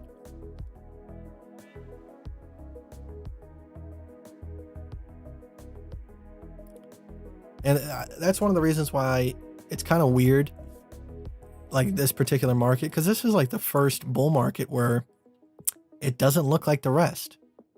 And, you could have different excuses for that. One, because Bitcoin has been around for a lot longer. More people are getting involved with Bitcoin. You have a lot more institutions, but primarily it's because of leverage trading. This is the first major bull market that leverage trading has been involved. Now, I'm sure there's people like taking loans out of banks, like personal loans to buy into Bitcoin and stuff like that, but that wasn't representable on like a on-chain analysis, where we can see the open positions and open interest and stuff like that, and people that are over leveraged. So that, I believe I would like to think that we're still in a bull market looking for higher highs, but with all the leverage trading that's going on, it makes sense that these whales are loving this, because if they can do one little thing, they can cause these huge avalanches, make themselves a lot of money, and it still is technically supposed to go up. So treat it the same. Things are extremely different than they were in 2014, 2016.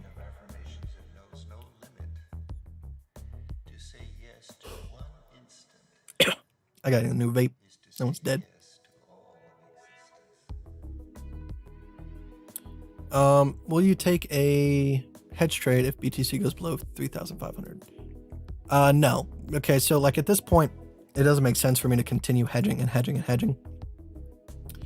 I made enough off of the Ethereum long that if I do get stopped out of this short, it covers my stop losses.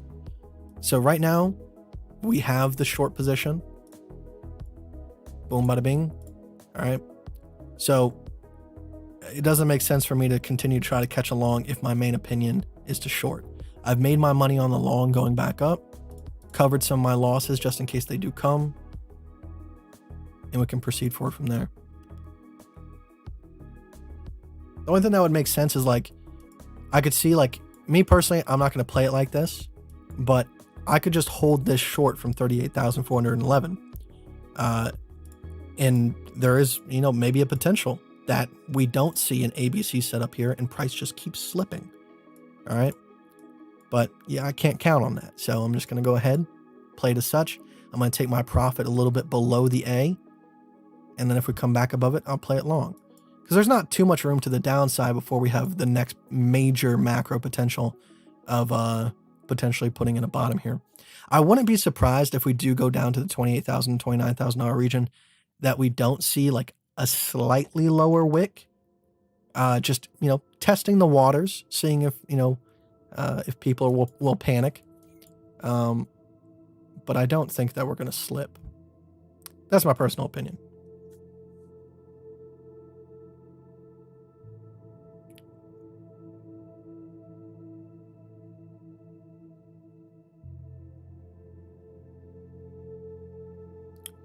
Can we hit 100K this year? I don't like to talk time frames. I really don't. I like to talk structures. For me personally, until we're back above 41,700, I can't. I'm not even going to say that we're going to put in a higher high. From like a probability standpoint. All right. Do I think we're going to go put in a higher high by the end of the year? No, I don't. I think that we will kind of remain in this range right here, making some pretty hefty scalps. Well, decent swing trades.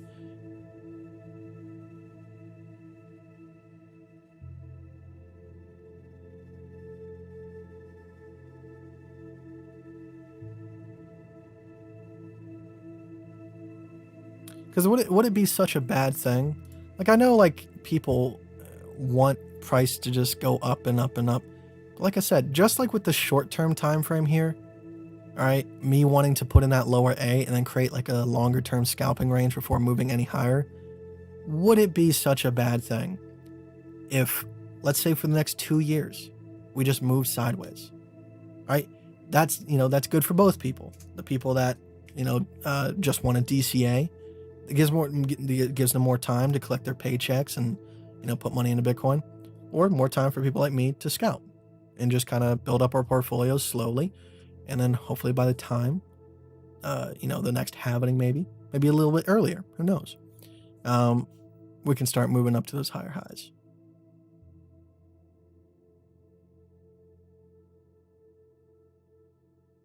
What's your take on anchored VWAP, mate?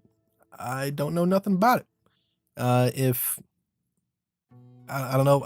It's confusing because I know VWAP from like Market Cipher, but technically the VWAP is not the same as that. It's just what Market Cipher calls her VWAP.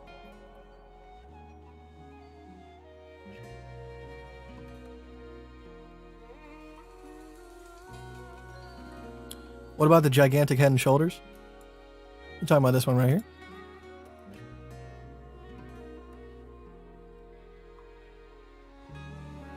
So technically, the only target we have is, so the length of the arm is the target for this arm. And since these were pretty much identical, so like that's what I'm saying, like, you know, $28,000, $29,000 is a good level. Like, I'm not saying that we won't get down there, but I'm saying, you know, the next potential is for $33,000 to be a low. All right.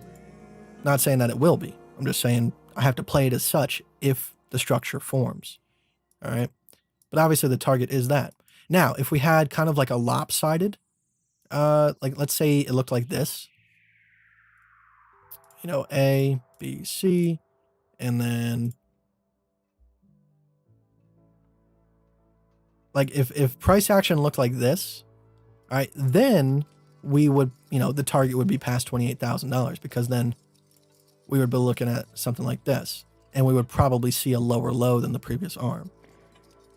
But that's not the case. These are pretty much flat topped.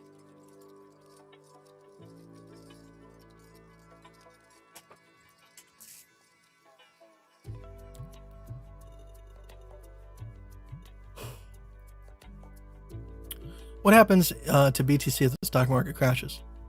Well, I mean, it's going to go down too. It's not, so that's the problem. Like, people think that like gold and silver and Bitcoin, that if there is a financial crisis, that their money is safe. Their money's not safe. All right. Typically when we talk about these assets, we talk about it in terms of hedging against inflation, not hedging against financial disasters. Because you have to think, when those financial disasters hit, people lose jobs, banks call in loans, interest rates get raised. So people that are looking for mortgages on houses and stuff like that might not have the money to get by. So what if they do have assets such as Bitcoin, gold, silver? They will sell those too in order to fund their current ventures.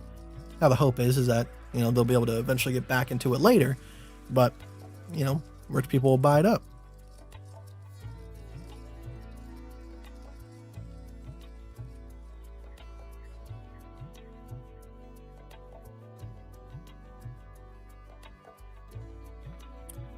You missed an ABC entry. Is there a way to enter into the trade? Patience. You know, like, let's say, for example, this right here. All right. Let's say that you missed this ABC entry right here. All right. And, you know, let's say that you didn't have the best head on your shoulders and you got overzealous, over emotional, and you thought that we were just going to plummet. So let's say you took a entry right here because you wanted to get in. All right. Now you wouldn't have been stopped out yet, but is it the best position? No. All right. Because the only point of control that you have is right here. So you would have so much more headroom to the upside if you took the original position. But if you're patient, you know, it doesn't mean that you're going to get the position. You might miss it entirely, but then you need to reassure yourself, all right, I might miss this short position, but there is an open position for an even better trade right here, all right, if we do happen to put in the lower low and then come back above. So you always have an alternative that can be used to make money, so it's not forcing your hand, especially if you're playing on USDT. But if you are patient enough, you have this position right here, all right? Which is, it's not close to this right here. It's around the same exact point that I gave you the example from. But in this case scenario, you have price action telling you that it was not able to get past this point. Price action went down, retested, and then we tried to get back above it again, but it couldn't. So now we have to move down even lower. You know, theoretically. Still kind of in the cards, but we'll see.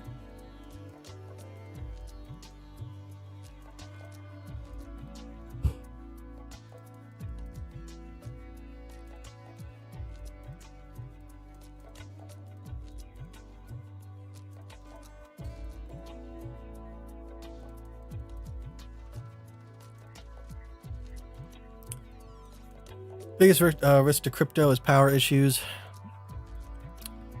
once again, like, I hear this all the time. Like, ever since I was a kid, I'm like, how can people, like, I'm not calling you stupid. I'm not. But I'm like, you gotta kind of put some critical thinking to this. All right. So at first it was like, what if there was a 51% attack? You know, people worried about China owning most of the mining power. And they don't. China does not own more than 51% of the mining power. All right. The reason why it looks like that on diagrams is because the pools, right? Most of the big mining pools are in China, and those are pools. All right. I can hook myself up to a Chinese mining pool in order to have better probability that I'll get a payout. All right. And it adds to their pool count. But I'm not in China. China doesn't own me. All right.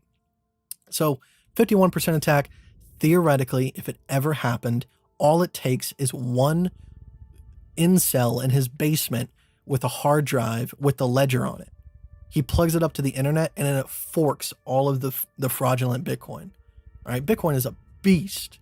Like, it's like almost as if the person thought of everything. And then people go, you know, what about power issues? Like, what if all the power went out? If all the power goes out, you shouldn't worry about your next Lambo, my dude. All right. That means that we're probably in a nuclear war and they're detonating nukes in the atmosphere in order to shut down the power grids. You don't have to worry about your Bitcoin, my dude. You got to worry about guns and safety. At that point, it doesn't matter. All right.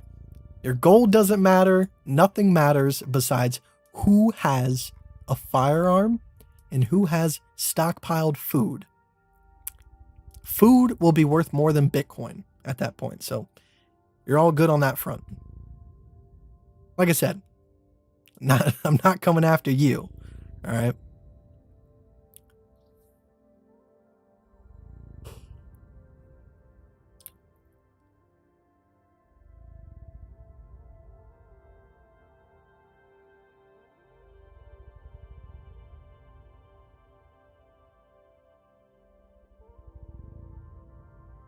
Like the only real like threat I could ever perceive would be quantum computing being able to crack the blocks. But at the same time, they're already working on that. And quantum computing is far off.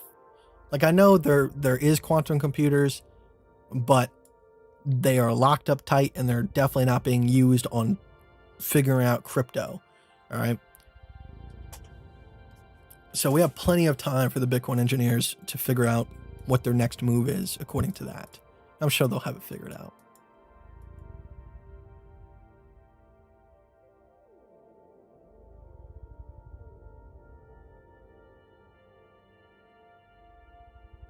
Is there a second best? What do you mean by second best? You talking about like position or asset?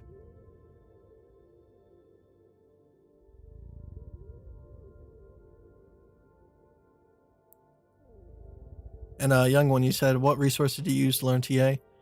A lot of time, making my own mistakes, theorizing for myself how I could be successful with it. I've read Trading in the Zone by Mark Douglas. Huge factor to my success. Trader Tom on YouTube, his seminars are fantastic.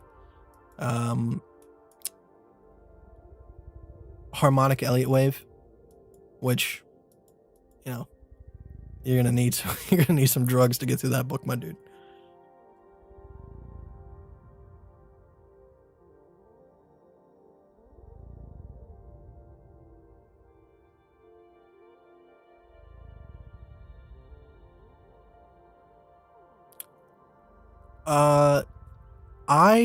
I'm not the best person to explain what a quantum computer is. I'm going to explain it as far as I know. All right. So with traditional computers, you have ones and zeros, off or on. All right. Quantum computers, they're like in I don't know what the correct term is. I guess it's a quantum state. All right. It's neither off nor on, which blows my mind. I don't, like I said, I don't get it. I don't get it at all. But it's neither off nor on, and they work off of a different type of performance metric. Instead of like teraflops, they're working with qubits. And I'm not sure what they equate to. Like I said, I have a very, very small understanding of what they do or how they work. But in terms of like the off or on, think of it like Schrodinger's box. Like if you put a cat in a box with poison and you don't open the box, the cat is not dead or alive. It's in a quantum state. Very gruesome to explain quantum computers like that, but I don't even know if that's the right analogy. So we'll leave it at that. Hopefully I helped your life somehow. Press X to doubt.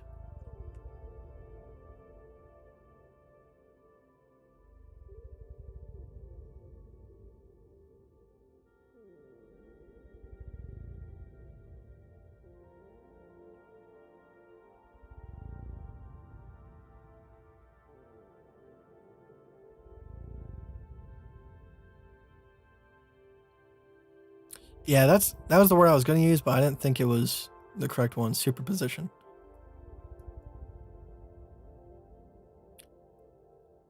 And theoretically, like I think quantum computers can only work without supervision. Because as far as I know with quantum experience, the simple fact that someone's looking at an experiment can change the outcome. They've displayed this with random number generators hooked up to quantum readers. Like they'll have a random number generator, and theoretically it's supposed to pump out an even number of zeros and an even number of ones. But simply having a person in the room with a quantum reader that kind of like, I don't know exactly what it is, but it can like scan the surroundings, can influence that percentage, which is really cool. It's really cool. Like they've shown that even like low level organisms can influence quantum. I don't want to keep saying stuff like that because it makes me sound like I'm trying to sound smart. Basically, the experiment was they put a light that was hooked up to a quantum reader, and the light would shine in all four corners of the room evenly, 25%, 25%, 25%. And the room was empty, and they ran this test for weeks. And they shown that it was an even 25% for each corner. And then they put a plant in one of the corners. And the plant was able to change the outcome an extra couple of percentage points towards its corner. So even low-level organisms they have some sort of consciousness, which I find fascinating.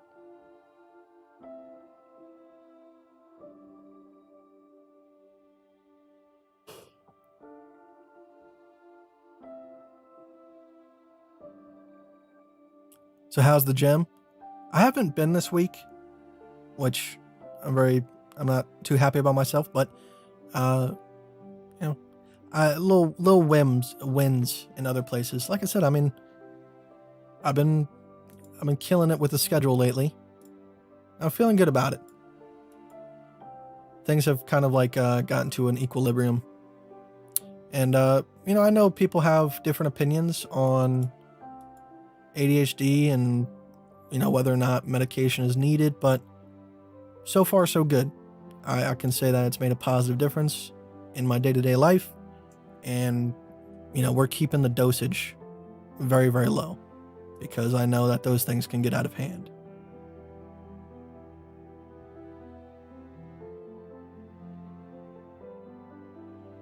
Song name right now? Grib Midge? We Dream of Eden remix?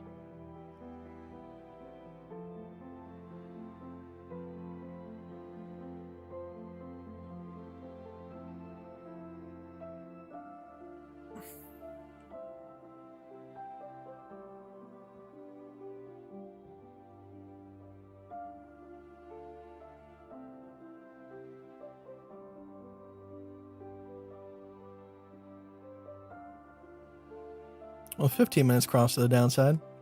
Hopefully that's a good sign.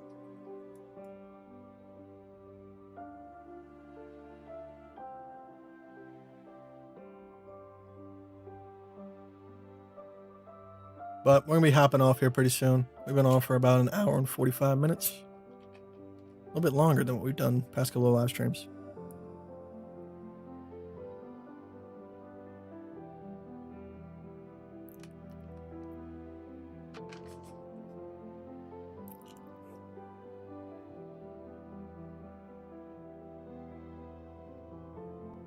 Thank you, Francis. I appreciate that.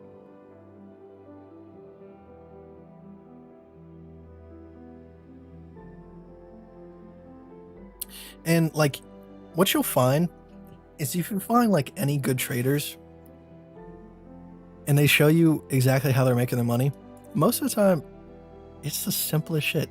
Like Trader Tom, he was giving a seminar one time and he was like, I don't know how I'm going to maintain my integrity after showing you this.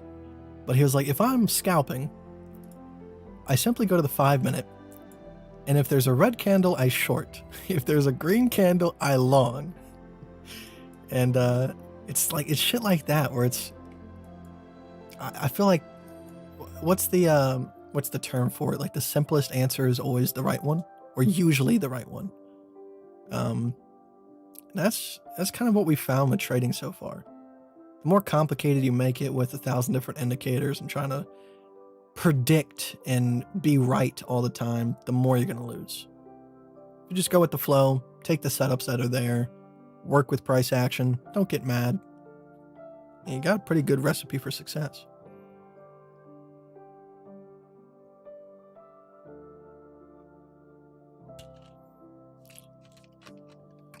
Fungi work on a quantum level. Dude, I tell people this all the time. Like,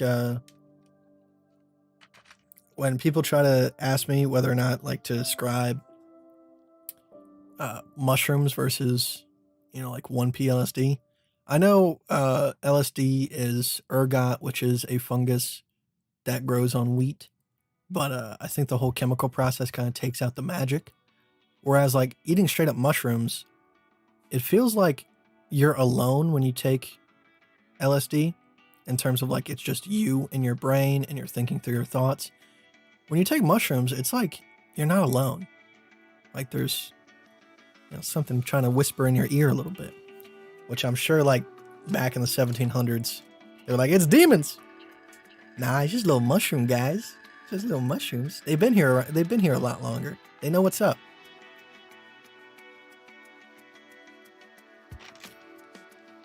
I like to think that like the mycelium network that's like under the ground is basically like a gigantic brain, and like mushrooms are like the brain cells of the planet.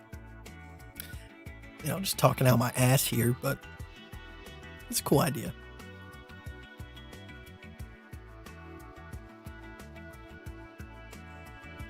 You got a specific target on ETH?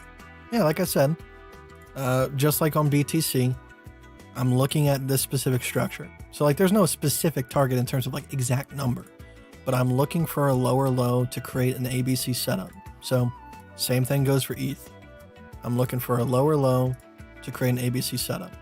So like I'll hold on to my short if we can, if price spikes after coming past this low, I'll give me a better take profit point.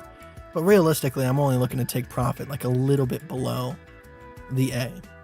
That's the best case scenario.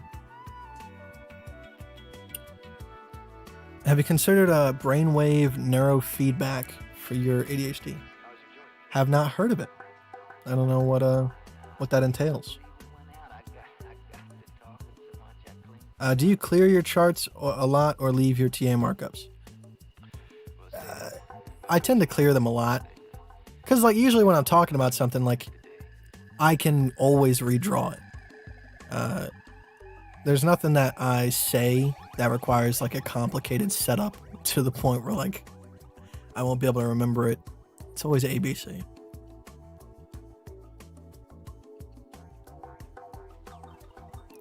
Kite, what have you found to be the best way to set alerts? So theoretically, let's say that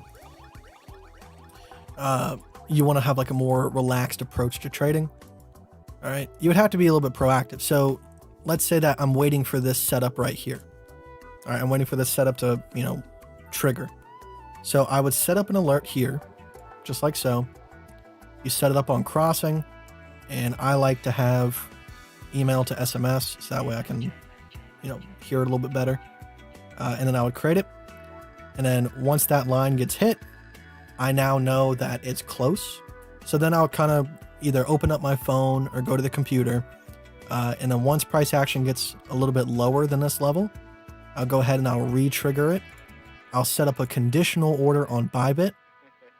And then once it, kind of kicks in and puts me in the trade, I'll walk back to the computer. I'll sit there for 15 to 30 minutes, watch it. And, obviously what you want to see is like once you get put into a trade, you want to see it come a little bit off that line, give you some breathing room. You can reset up the alert and walk away. Now for me personally, I'm pretty much at the computer all day. Or like within the vicinity where I can get to it very quickly. So I typically don't need to set alerts like that, but that would be the best way to do it.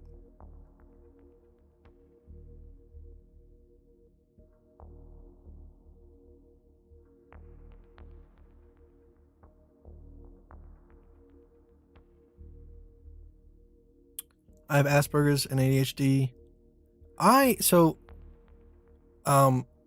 don't smoke weed now for different reasons. Whenever I smoke weed now, my heart rate spikes like bad. I believe I have SVT, which, at random points in time, my heart rate will spike no matter what. But weed seems to trigger it. And like people always go like, that's because you got paranoia. So then you start going, no, I don't think weed is dangerous. And I don't, like when I smoke, I don't think that the boogeyman is going to come through my window. I don't have paranoia. And that's not what's causing it. It's just some bad interaction. Where, maybe the psychedelics cause my brain to not respond to marijuana as well. Maybe, whatever it might be. But back then, like whenever I smoked weed, yeah, like shit was funny and, I had a good time, but it ruined my productivity beyond belief. And like, it takes, people don't want to admit that to themselves. Like I get, like if you're only smoking like a little bit, it's not going to ruin your day. But like I was smoking a lot. So I just quit. I just quit altogether. But if you're looking for something, you can do some research on, it's called ashwagandha. I don't stand by this product. I just bought it to try it out and see what was up. Because I've heard some good things about it. But supposedly it like calms your brain down. It makes you like a little bit calmer and makes it a little bit easier to think. So I got this to kind of like substitute so I don't have to use, Adderall all the time. And, it's pretty new. So like there is some side effects that people are reporting that could be quite concerning. Not in terms of like death or anything, but some people have like reported like hair loss. So I don't know nothing about that. Like I said, I've only taken it like a good couple times.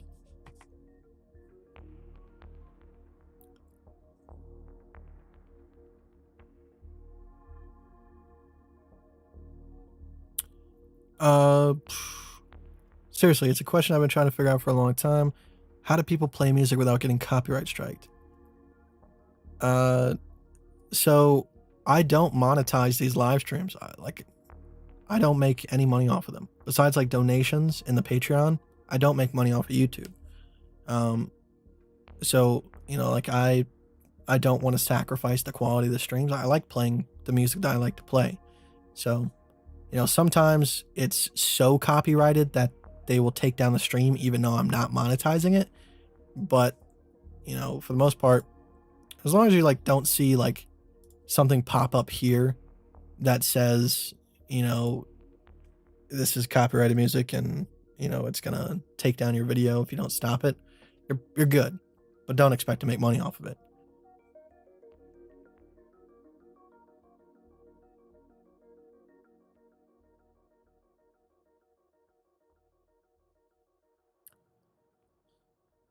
Ayahuasca is good. I've had one experience, but it wasn't like with the true ayahuasca, where like you go to a shaman. Um, Problem is like not a lot of people have that time to like go to a different country and take part in this ritual and you know the money involved, the time involved. So that's one of my missions in the future is to create a US based compound where people can come and have those types of experiences. Now, there's not going to be ayahuasca involved. Instead, I will use a different method of achieving the same exact results, which is dark retreats, where you know, it sounds terrifying to most people, but, you know, you can produce natural DMT and have a very similar experience. A lot longer experience, too. Significantly longer, like days. Which, you know, that sounds more terrifying than sitting in a dark room, to be honest with you.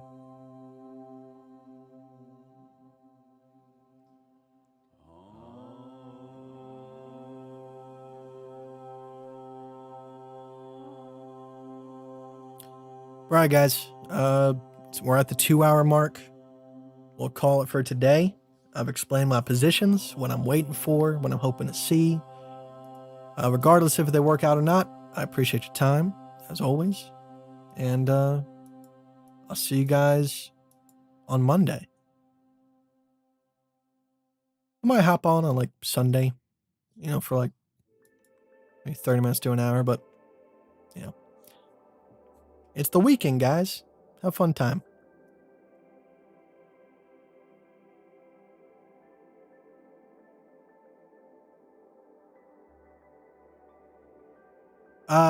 DMT vapes, I don't think are necessarily like the exact experience, like a full-on experience. DMT vapes, I find, are like a tool for beauty. It's like, let's say you go to a sunset and you're watching the sunset. You know, you take a rip of your DMT pen, everything turns into a pastel painting. And it's, you know, you're inside of a Van Gogh picture, you know? And it only lasts like 2 minutes. So that's why I find DMT pens good for. All right, guys. I appreciate you. Let's go ahead and select what we're going to play today. Some more Cure the Dawn. Until I find some new music, you know, to play, we'll just keep it on Cure the Dawn. You know, it's upbeat stuff. You know, stuff that people need to hear. I'm going to play Godhead and Atman. Atman. Atman? The Inner Self. Stefano, have a great weekend as well, man. Appreciate you. Africa, good night, man. Trevor, have a good day as well. You need to go Peru without a shaman. You can attract negative energy. True.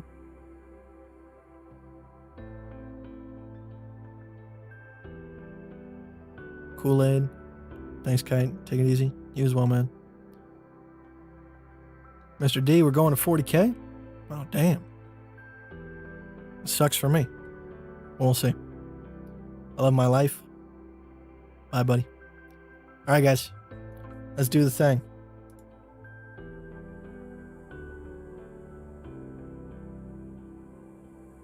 Webcam. Filter. Crop pad.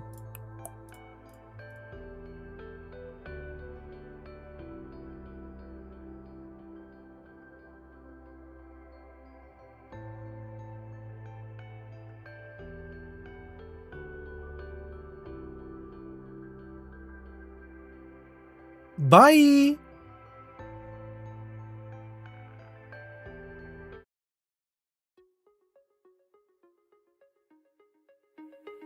It is a basic proposition for the Hindu, that only the self, the Godhead, is real. Only the self, the Godhead, is real. Only the self, the Godhead, is real. There is nothing other than the Godhead.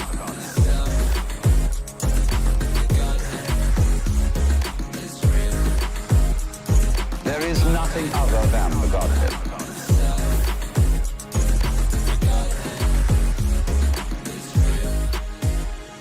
The appearance, the feeling that there are other things than the Godhead is called Maya. Maya. Is called Maya. Maya. Maya. Maya. We ordinarily translate that word illusion. But you must be careful about the word illusion. Illusion is related to the Latin ludere. And that means play. And this is why the analogy of the world is dramatic. It's a play. In the sense of a stage play. Now, when you go to the theater, you know what you're going to see is not for real. But the actor, and you will hope that he will be good at it, is going to try and persuade you that it's for real. So that he will so move you that you are crying or sitting in anxiety upon the edge of your chair. And so the audience is almost persuaded to be taken in. Now what about if this would happen with the very best actor of all? The great actor. The audience would of course be completely taken in. But in this case, of course, the actor and the audience are the same. The self. The self. The Godhead is real. Only the self. The Godhead is real. Only the self. The Godhead is real. Only the self, the Godhead, is real. There is nothing other than the Godhead.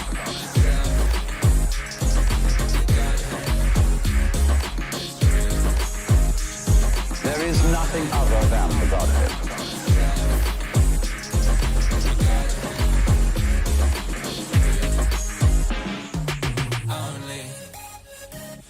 Self, the Godhead is real. Only the self, the Godhead is real. Hinduism speaks of the Godhead as uses the word Brahman.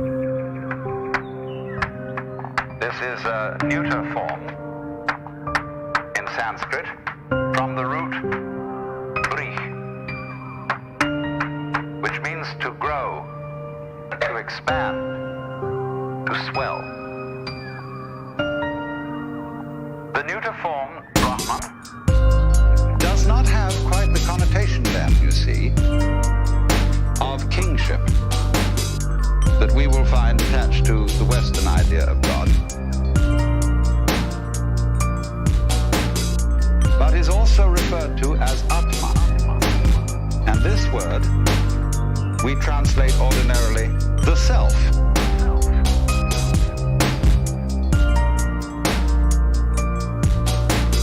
So you can have the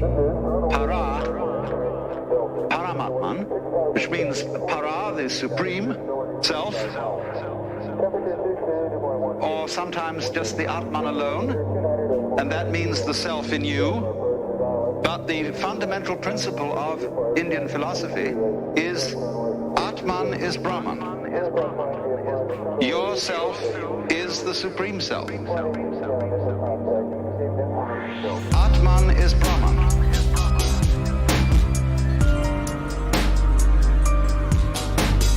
Atman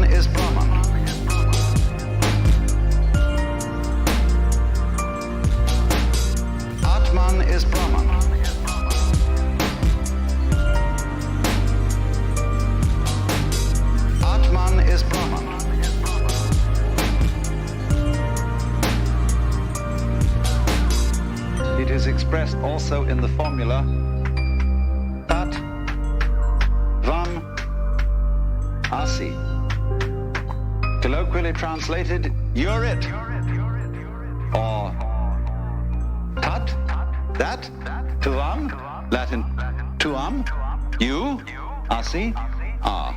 You are that thou art.